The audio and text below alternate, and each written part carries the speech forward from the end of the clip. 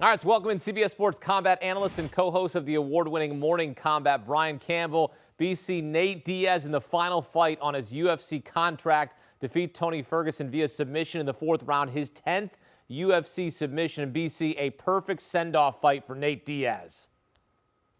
You know, for the gangster, for the 209 Stockton, California, loud and proud, this is somehow the perfect ending for him to go out on his own terms after 15 years in the UFC, after such a unique career, and the exact polar opposite to what was being set up ahead of time for him to be served up to potentially the next big thing in Khamzat Chimaev. Was it a Twilight Zone feel throughout this main event? Yes. Was it wacky, particularly toward the end, as both fighters were turning their back on the action and clowning?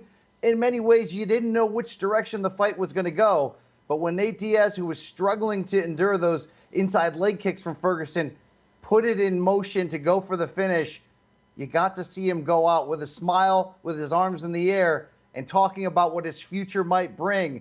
No, his brand wasn't sacrificed up to the next guy in line. He got to get the fitting exit, which can be very rare at this level. Yeah, and UFC fans are going to miss him. He's a fan favorite, 15-year UFC veteran, as you mentioned, fought for a title, never won a championship, but also gave us thrilling fights throughout his career. What's his legacy?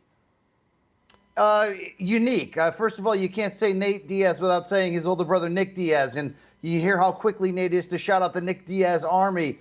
They have a swagger. They have a code that they live by. You'll hear Nate Diaz say often, I'm the greatest fighter of all time. Well, in the Diaz brother mentality, that can mean a little different in terms of the criteria than when we certainly try to rank people as the GOAT.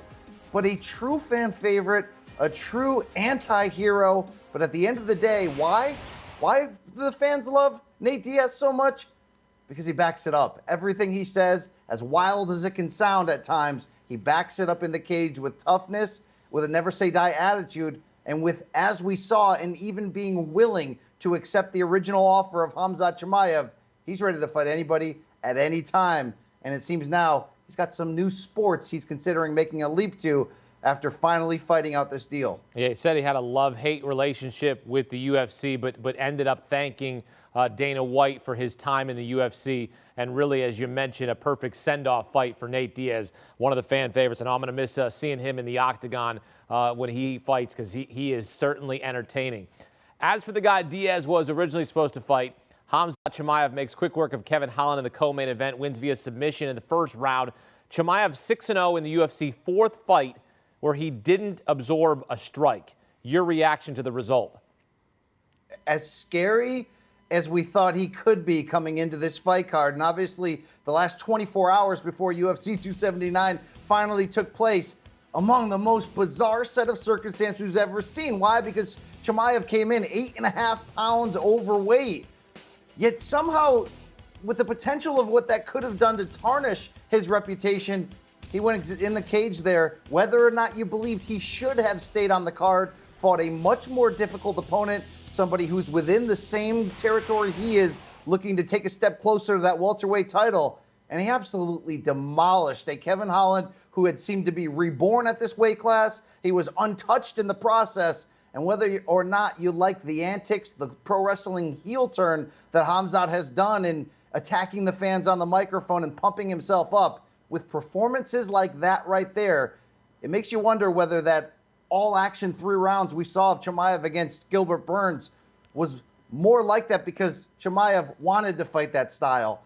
When he goes for the kill and comes right out like he did in eschewing the pre-fight handshake and going right for an instant takedown and then getting that type of finish, he's ready to fight for the title now. Expect to see him against the winner of Leon Edwards and Kamaru Usman and their potential trilogy to close out this year. It's time to find out how good Khamzat Chimaev really is, even with that weigh-in fiasco we thought was going to be hard to wipe that stain off. That's how you do it. Yeah, what did you make of his post-fight comments talking about wanting to win 2 belts in the welterweight and middleweight division? Is there a future for him at welterweight, considering what just happened here at the weigh-in, 7.5 pounds overweight?